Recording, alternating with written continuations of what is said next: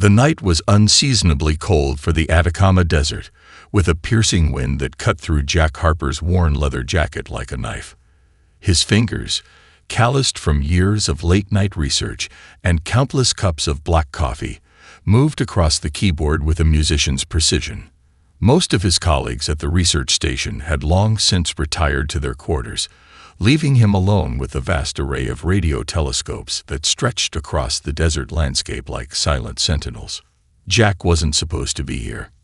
Technically, he was on probation. His last research proposal had been rejected by the scientific committee for being too speculative and bordering on science fiction.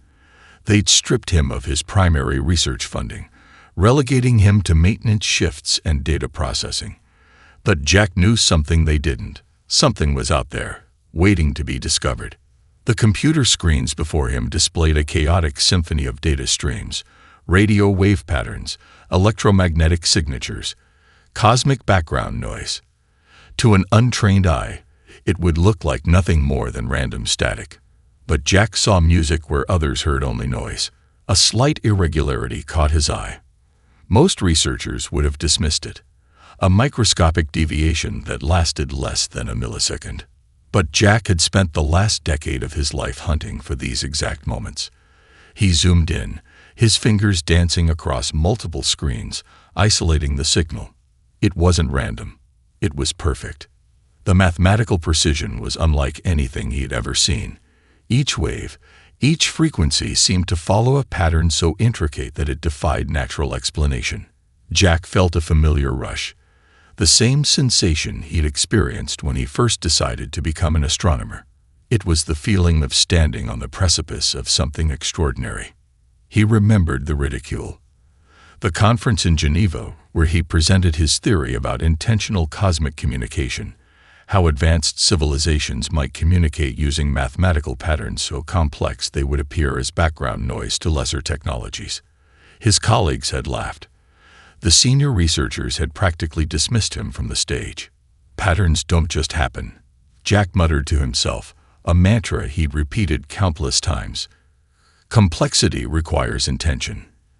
The signal continued, a mathematical whisper that seemed to pulse with an intelligence beyond human comprehension. Jack began running multiple verification algorithms, cross-referencing the data with every astronomical database he could access. Each check only deepened the mystery. Outside, the massive radio telescopes continued their silent vigil, collecting cosmic secrets. The Atacama Large Millimeter Array was considered one of the most sensitive listening posts on the planet. Located 5,000 meters above sea level, its high altitude and minimal electromagnetic interference made it perfect for catching the faintest cosmic whispers. Jack's personal history made him uniquely suited for this moment. Orphaned at a young age, raised by his grandmother, a mathematics professor who had instilled in him a love for patterns and an obsession with finding meaning where others saw only chaos. His academic career had been a series of brilliant insights followed by institutional resistance. Too unconventional for traditional research paths, too brilliant to be completely ignored. He pulled out an old photograph from his desk, a picture of his grandmother at her university lecture hall, holding a complex mathematical equation on the blackboard. She'd always told him, "Jack, the universe speaks in mathematics. You just need to learn how to listen." Now he was listening. The signal continued its perfect, unbroken rhythm. It wasn't a radio wave, not exactly. It was something else entirely, a transmission that seemed to exist between frequencies, a mathematical language that transcended traditional understanding of communication. Jack knew he was at a crossroads. He could document this privately, run more tests, gather irrefutable evidence, or he could alert his superiors immediately and risk having the discovery buried under bureaucratic skepticism. His hand hovered over the communication button. One press, and the entire scientific community would be alerted. Another press, and he could continue his meticulous verification. The signal pulsed, waiting, watching. Jack Harper took a deep breath. Whatever was about to happen would change everything. The Zorn Collective's primary communication hub orbited a massive red giant, in the Andromeda Proxima sector, a technological marvel that dwarfed most planetary infrastructures. Constructed from interlocking quantum processors and living crystalline networks, the hub was the nerve center of galactic diplomatic communication. Thousands of species data streams converged here, processed through layers of advanced artificial intelligence and bureaucratic filters. Archival Coordinator Xelnera, a senior member of the Zorn's diplomatic corps, reviewed the incoming transmission with a mixture of professional disinterest and mild annoyance. Humans, again. Always humans, with their chaotic transmissions and primitive technologies. The report from Earth's Atacama Array was tagged as potentially anomalous, a classification that typically meant nothing more than statistical noise. Xelnera's tentacle-like appendages manipulated holographic interfaces, running the standard verification protocols that had dismissed thousands of emerging species claims over millennia. But something was different this time. The quantum algorithms kept returning unexpected results. Not errors, exactly, but inconsistencies that defied the collective's standard classification models. Each time Xelnera reset the analysis, the data pushed back, subtle, persistent, almost challenging. Kritok, Xelnera called to the junior communication analyst, run the human transmission through the quantum interpretation matrix again. Kritok was a young Zorn, barely 2 centuries old, still naive enough to show visible emotion. His bioluminescent skin flickered with curiosity, a rookie mistake in the carefully controlled environment of the communication hub. Coordinator, Kritok's translated voice carried a note of uncertainty. The transmission doesn't conform to any known communication paradigms. It's complex beyond our standard interpretation models. The hub's central chamber was a marvel of technological integration. Millions of data streams from across the known universe flickered like living light, processed through layers of quantum computing that could analyze entire civilizational histories in microseconds. Yet this single human transmission was causing unprecedented computational turbulence. Xelnera pulled up the historical records of human technological development. A species barely 2 centuries into space exploration, still dependent on chemical rockets and primitive quantum computing. Their most advanced communication networks were a joke compared to the Zorn Collective's millennia of technological refinement. And yet, the transmission continued its mathematically perfect pulse. It wasn't just data, it was a kind of language that seemed to exist between known communication spectrums. Each algorithmic analysis revealed deeper layers of complexity, like an infinite mathematical fractal that refused to be fully mapped. In the vast bureaucracy of the Zorn Collective, such anomalies were typically relegated to low-priority research divisions. Emerging species were cataloged, assessed, and filed away. Most would never develop the technological sophistication to become more than footnotes in galactic historical archives. But this transmission was different. Xelnera activated the Xenological Assessment Protocol, a comprehensive system designed to evaluate emerging species' potential for meaningful galactic interaction. The protocol had been developed over thousands of years, filtering out countless civilizations that failed to meet the collective's stringent communication standards. The results were unprecedented. The human transmission wasn't just complex, it was deliberately constructed. Each mathematical wave carried potential meaning that transcended traditional communication models. It was as if the humans had discovered a method of communication that existed in the theoretical spaces between known scientific understanding. Prepare a preliminary report, Xelnera instructed Kritok. But mark it for immediate senior review. This requires careful consideration. The young analyst's bioluminescent skin pulsed with a mixture of excitement and apprehension. In all the recorded history of the Zorn Collective, no emerging species had ever triggered such a comprehensive review at this early stage of development. Outside the communication hub, the vast machinery of galactic diplomacy began to subtly shift. Something was happening. Something unexpected was emerging from a small, seemingly insignificant blue planet. The humans had no idea what was coming. but they had just caught the attention of civilizations beyond their wildest imagination. The makeshift war room looked nothing like a traditional scientific research space. Scattered across multiple walls were massive screens displaying intricate mathematical patterns, genetic sequences, linguistic diagrams, and neural network simulations. Post-it notes in various colors created a chaotic mosaic of human creativity. Lisa Rodriguez stood at the center, her fingers tracing complex patterns on a holographic interface. Her heritage was a study in cultural complexity, a mix of Navajo code talker descendants and cutting-edge quantum linguistics researchers. Where traditional cryptographers saw impenetrable code, Lisa saw a living language waiting to be understood. "It's not just mathematics," she muttered, adjusting the holographic display. "It's a conversation." Michael Chen leaned against a worn leather chair, multiple screens reflecting in his glasses. His path to this moment was as unconventional as the signal itself. Once a top cryptographer for the NSA, he'd been forced out for proposing theories too radical for traditional intelligence agencies. His specialty was finding patterns where none seemingly existed, a skill that had made him both a brilliant researcher and a perpetual outsider. Aisha Patel worked silently in the corner, her computational neuroscience background giving her a unique perspective. Born to immigrant parents who had emphasized both scientific rigor and creative thinking, she saw the signal as a complex neural network waiting to be mapped. Jack Harper watched them work, recognizing the magic happening before his eyes. This wasn't traditional scientific research. This was something else entirely. Each team member approached the signal from a completely different angle, their diverse backgrounds creating a form of intellectual synergy that no single research approach could achieve. "Look at the wave propagation," Michael called out, bringing up a complex three-dimensional model. "It's not random. It's adaptive." Lisa's eyes narrowed. Adaptive how? The signal seemed to change subtly with each analysis, as if responding to their investigation.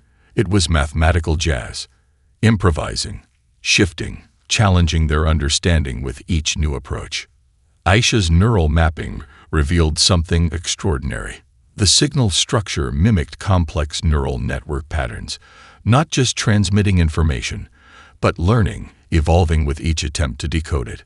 "It's alive," she whispered, or as close to alive as a transmission can be. Their approach was fundamentally different from traditional alien communication research.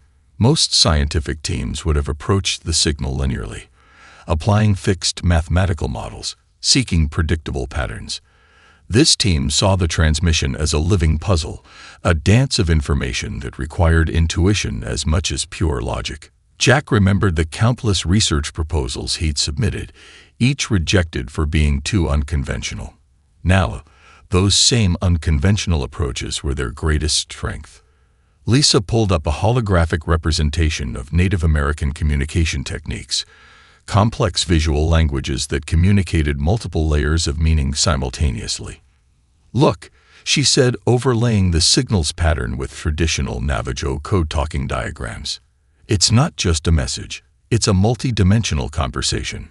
Michael's background in cryptography revealed another layer.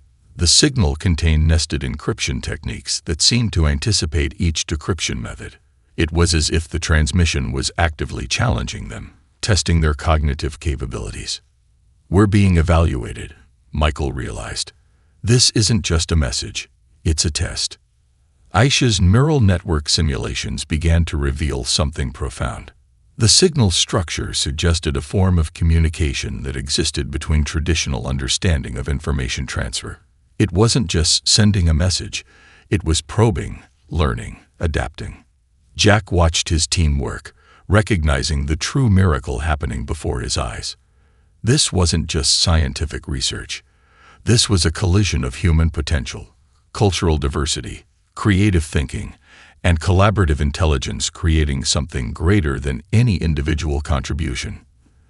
The signal continued its perfect, complex pulse, waiting, watching, challenging. Humanity was being invited to a conversation beyond anything they had ever imagined, and they were rising to the challenge. The first breakthrough came at 3:47 a.m., when the world was still wrapped in darkness, and most of humanity slept unaware of the cosmic significance unfolding. Jack Harper's fingers froze over the keyboard as a series of molecular schematic blueprints began to materialize on the massive holographic display. What had started as a mathematical transmission was now revealing something far more substantial: technological specifications so advanced they defied current human understanding. Jesus, Michael Chen breathed, adjusting his glasses. These aren't just blueprints. They're evolutionary technology. The schematics weren't static. They were dynamic, shifting and adapting in real time, responding to the team's observations. Each time they zoomed in or analyzed a specific component, the blueprint would subtly reconfigure, as if the transmission was learning, teaching, challenging. Aisha Patel's neural network algorithms were working overtime, trying to map the transmission's cognitive approach. "It's not just sending information," she explained, her voice a mixture of scientific precision and barely contained excitement. "It's testing our cognitive capabilities. Each layer we decode reveals another layer of complexity." The technological specifications touched on quantum communication principles so advanced they made current human technology look like stone tools. Quantum entanglement networks that could transmit information across multiple dimensions. Communication protocols that didn't just send data, but could theoretically reconstruct entire knowledge bases from fractional information. Lisa Rodriguez noticed something even more profound. The blueprints weren't just technological specifications. They were a form of language. Each molecular configuration, each quantum relationship, carried potential meanings that transcended traditional communication. "It's like the technology is a language," she muttered, overlay after overlay revealing increasingly complex relationships. "And we're learning to speak it." The global scientific community would have dismissed such a claim. But here, in this room, with evidence materializing before their eyes, it was undeniable. The transmission was more than a message. It was an invitation, a test. Jack understood first. This wasn't about receiving technology. This was about proving humanity's potential. The quantum communication protocol suggested a radical reimagining of information transfer.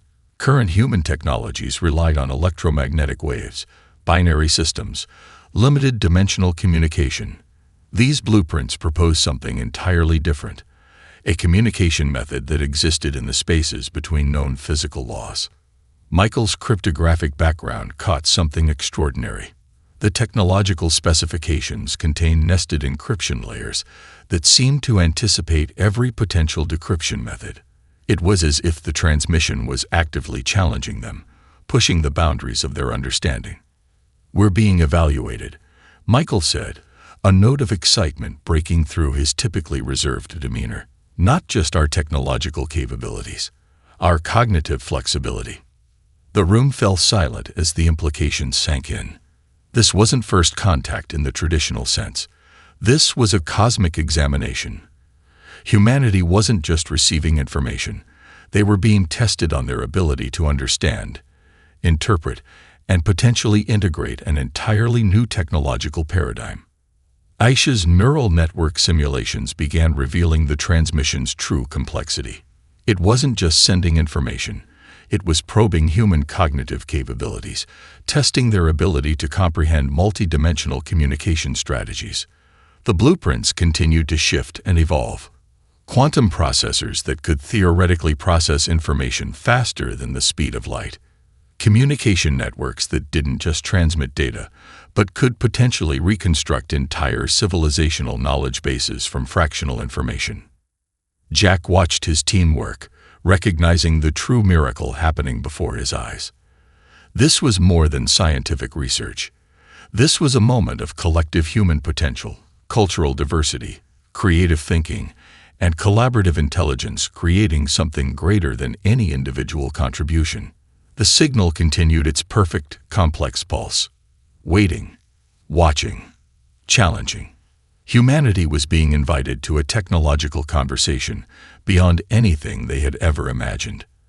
And they were about to prove they were ready. Beyond the comprehension of human perception, in a realm that existed between known dimensional boundaries. The observers stirred.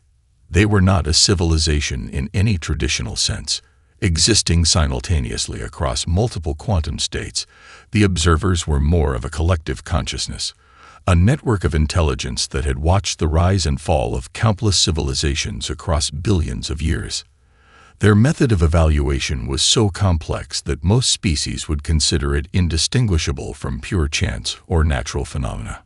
The human transmission had created a resonance that vibrated through their multidimensional existence.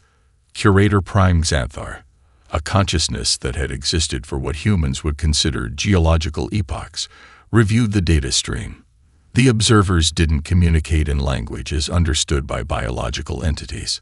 Their communication was a complex interplay of probabilistic states, quantum entanglements, and cognitive patterns that could simultaneously exist and not exist. Humanity was different. Most emerging species followed predictable paths of technological development. They would discover radio waves, develop rudimentary space travel, and either destroy themselves through conflict or stagnate in technological mediocrity. The observers had witnessed this cycle countless times across hundreds of galaxies. But the humans, they were an anomaly. The transmission from Earth wasn't just a scientific breakthrough. It was a cognitive symphony that resonated through multiple dimensional layers. Where most species saw technology as a linear progression, humans approached knowledge with a fluidity that defied conventional understanding. Xanthar accessed historical records, a process that would take milliseconds in human time but represented eons of collective memory for the observers. Humanity's historical trajectory was marked by continuous disruption.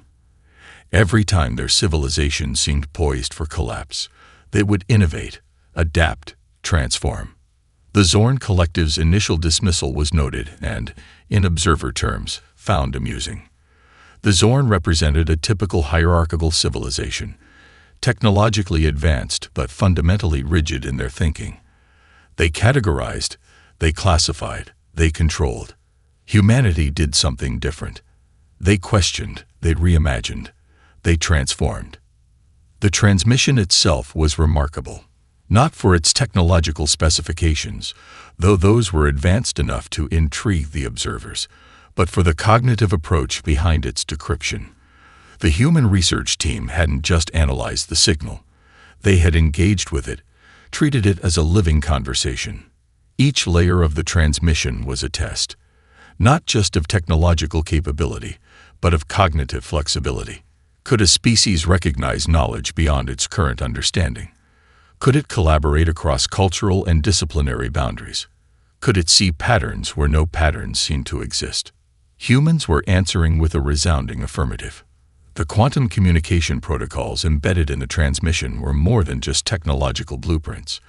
They were an invitation, a cosmic challenge extended to species demonstrating genuine transformative potential. Most civilizations would have approached such a transmission linearly. The Zorn would analyze, categorize, and potentially file it away in some bureaucratic database. But the humans? They were treating it like a living puzzle, a multi-dimensional conversation that required creativity as much as scientific rigor. Xanthar accessed the collective memory of previous species encounters. Thousands of civilizations had received similar transmission tests. Most had failed spectacularly, unable to see beyond their technological and cultural limitations. Humanity was different. Their research team represented a microcosm of their species' potential. Diverse backgrounds, collaborative approaches, a willingness to challenge established paradigms. They weren't just decoding a transmission. They were rewriting the rules of cosmic communication. The observers made no judgments in human terms. They simply observed, calculated probabilities, tracked potential evolutionary trajectories. But if they were capable of what humans might call excitement, this would be such a moment. Humanity had just entered a conversation that most species wouldn't even recognize as communication, and they were doing it with a creativity that was sending quantum ripples across dimensional boundaries. The cosmic invitation had been extended. Humanity was about to change everything. The United Nations Extraterrestrial Communication Chamber looked more like a high-stakes poker room than a diplomatic venue. Representatives from global scientific institutions, government agencies, and international research organizations sat shoulder to shoulder, facing a holographic projection of the Zorn Collective's diplomatic delegation. Jack Harper stood at the center, an unlikely ambassador for humanity's most significant moment of cosmic potential. Telnera, the Zorn Collective's primary diplomatic coordinator, appeared as a shimmering holographic entity, part living crystal, part quantum projection. Its multi-tentacled form rippled with bureaucratic superiority, each appendage moving with calculated precision. The transmission you claim to have decoded, Zelnera's translated voice carried a tone of condescension, does not meet the collective's standard verification protocols. We demand a complete retraction and independent verification. Jack's team exchanged knowing glances. This was exactly what they had prepared for. Lisa Rodriguez stepped forward, her presentation layers already loaded into the holographic system. Where most scientists would have presented raw data, she approached the challenge as a storyteller, a communicator, a bridge between understanding. This isn't just about verification, she began, her voice calm and steady. This is about understanding. The holographic display erupted with a living representation of the signal, mathematical patterns dancing, quantum relationships shifting and evolving in real time. Each movement told a story more complex than any traditional scientific presentation. Michael Chen began breaking down the cryptographic layers. His explanation wasn't a linear progression of facts, but a narrative of discovery. He showed how each layer of encryption was itself a form of communication, how the signal was actively engaging with their decryption attempts. It's not just a message, Michael explained. It's a conversation. A test of cognitive flexibility. The Zorn representatives shifted uncomfortably. Their communication protocols were built on rigid hierarchical systems. Humanity was presenting something fundamentally different, a dynamic, living approach to information transfer. Aisha Patel's neural network simulations provided the next layer of complexity. She demonstrated how the signal structure mimicked advanced cognitive processing, how it adapted and responded to different analytical approaches. Traditional verification becomes meaningless, she argued. This transmission doesn't just contain information. It generates understanding. Jack watched the presentation unfold, recognizing the true power of their approach. They weren't just presenting scientific data. They were demonstrating a fundamentally different way of perceiving information, of engaging with knowledge. Zelnera's quantum projections began to destabilize. The Zorn Collective's communication systems were designed to categorize, to control, to fit information into predetermined frameworks. Humanity was presenting a communication method that existed between those frameworks. The diplomatic chamber fell silent. A junior Zorn analyst, barely 2 centuries old, whispered something that would later be considered a turning point in galactic diplomatic history. They're not just presenting data, the analyst said. They're rewriting the rules of communication. Jack stepped forward, the final presenter. His presentation wasn't technical. It was philosophical, existential. This transmission, he explained, isn't just about technology. It's an invitation. A challenge to expand our understanding of communication, of knowledge itself. The mathematical patterns behind him continued their complex dance, living proof of a communication method that transcended traditional understanding. The Zorn Collective's challenge had been met not with defensive arguments, but with a radical reimagining of what communication could be. Humanity wasn't just defending its discovery. They were transforming the entire concept of cosmic communication. The invitation had been extended, and humanity was about to change everything. The moment of revelation came not in a laboratory, not in a government facility, but in a small research room where the boundaries between mathematics, linguistics, and pure imagination blurred into something entirely new. Dr. Lisa Rodriguez's fingers hovered over a holographic interface that seemed to breathe with living information. The universal language was more than a transmission. It was a living, adaptive system of communication that challenged every fundamental understanding of information transfer. "It's alive," she whispered, her Navajo heritage suddenly making profound sense. The indigenous understanding of communication as a living, interconnected system was precisely what this transmission represented. The signal revealed itself as a multi-dimensional communication network that existed simultaneously across multiple cognitive and physical planes, where most species saw communication as a linear process of sending and receiving. This was something entirely different.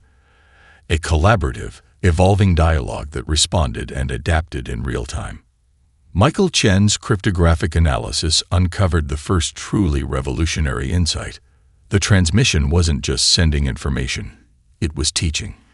Each layer of decryption was itself a lesson, a test of cognitive potential that dynamically adjusted based on the receiver's understanding. Aisha Patel's neural network simulations showed something even more extraordinary. The language seemed to have a form of consciousness, not biological, but a quantum-level awareness that could simultaneously exist in multiple states of communication. Jack Harper recognized the profound moment for what it was. This wasn't just first contact. This was an invitation to a cosmic conversation that transcended traditional understanding of intelligence, communication, and potentially existence itself. The universal language contained blueprints for technologies that seemed to defy known physical laws. Quantum communication networks that could transmit information across dimensional boundaries. Communication protocols that could reconstruct entire civilizational knowledge bases from fractional information. But more importantly, it was a test of cognitive potential.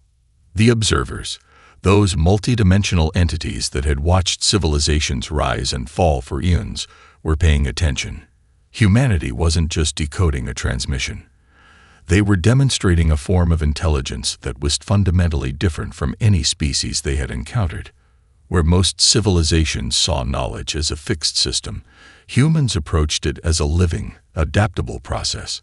Their ability to collaborate across disciplines, to challenge established paradigms, to see connections where none seemingly existed, this was their true strength. The transmission continued its complex dance, revealing layer after layer of potential. It wasn't just sharing technology. It was teaching a method of understanding that went beyond traditional scientific approaches. Lisa's research uncovered something profound. The language contained elements that mimicked indigenous communication systems, holistic, interconnected approaches that saw information as a living, breathing entity. Her Navajo ancestors' communication methods weren't primitive. They were ahead of their time. Michael's cryptographic analysis revealed the transmission's true nature. It was a testing mechanism, a way to identify species with genuine transformative potential. Most civilizations would approach it linearly, trying to decode and categorize. Humans were treating it as a conversation, a collaborative process of discovery. Aisha's neural network simulations showed how the language adapted to different cognitive approaches. It wasn't just sending information. It was learning, evolving, responding to the unique human approach to knowledge.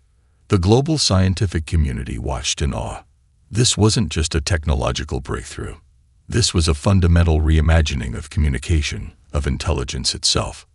The universal language contained something even more extraordinary. A potential method of communication that could bridge not just technological gaps, but potentially cognitive and cultural divides. It suggested a way of understanding that went beyond words, beyond mathematics, into a realm of pure conceptual exchange. Jack Harper understood the true significance. This transmission was an invitation to a cosmic conversation that most species would never even recognize as communication. Humanity had been chosen, not because they were the most technologically advanced, but because they approached knowledge with a unique blend of creativity, collaboration, and relentless curiosity. The universal language continued its complex, living pulse, waiting, learning, challenging. Humanity was about to answer a call that would change everything. The United Nations Special Assembly looked nothing like a traditional diplomatic gathering. Holographic displays stretched across the massive chamber, showing real-time communication networks from across the galaxy. Representatives from every continent sat alongside quantum projections of alien civilizations, a scene that would have been impossible mere months ago. Jack Harper stood at the center of it all, no longer just a researcher, but a bridge between humanity and something far more profound. Xanthar, the collective consciousness of the observers, projected a presence that defied traditional understanding of communication. Not a singular entity, but a quantum network of awareness that stretched across dimensions. Humanity, the collective consciousness, spoke, not through words, but through a complex mathematical language that resonated directly with human cognitive patterns, has demonstrated something unique. The transmission that had started as a mysterious signal in the Atacama Desert had transformed into a cosmic invitation. The Zorn Collective, once dismissive, now sat in stunned silence. Their rigid communication protocols had been utterly dismantled by humanity's approach. Lisa Rodriguez understood first. This wasn't about technological superiority. This was about a fundamental approach to knowledge. Collaborative, adaptive, inherently creative. The universal language revealed itself in its full complexity. It was a testing mechanism designed to identify species with genuine transformative potential. Most civilizations would approach it as a puzzle to be solved. Humans saw it as a conversation to be engaged with. Michael Chen's cryptographic analysis had uncovered the deepest layer of the transmission. It wasn't just sharing information. It was teaching a method of understanding that transcended traditional scientific approaches. The signal was alive, a living communication system that learned, adapted, challenged. Aisha Patel's neural network simulations showed how humanity's diverse cognitive approaches had been key. Their ability to collaborate across disciplines, to challenge established paradigms, to see connections where none seemingly existed. This was their true strength. The cosmic communication network unfolded before them, a multi-dimensional system of information exchange that made human internet technologies look like primitive smoke signals. But it wasn't just a technological marvel. It was an invitation to a broader cosmic dialogue. You are not just receiving, Xanthar's collective consciousness explained. You are participating in a conversation that spans dimensions. The implications were staggering. Humanity was being offered more than technological advancement. They were being invited to become active participants in a galactic knowledge network that most species could never comprehend. Jack Harper saw the true significance. This wasn't about humanity becoming a superior species. This was about demonstrating the unique approach to intelligence, collaborative, creative, endlessly curious. The Zorn Collective's representatives looked defeated. Their entire system of galactic communication had been built on rigid hierarchical protocols. Humanity had just demonstrated a fundamentally different approach, one that was adaptive, fluid, alive. Lisa's indigenous background provided a crucial insight. Communication wasn't about transmission. It was about connection, about understanding, about seeing the living network that connected all forms of intelligence. Michael's cryptographic skills revealed the deepest layer of the transmission. It was a test, not of technological capability, but of cognitive potential. Most species would fail by trying to decode. Humans succeeded by engaging. Aisha's neural network analysis showed something extraordinary. The transmission wasn't just sharing information.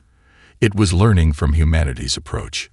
Their diverse, collaborative method of understanding was itself transforming the communication network.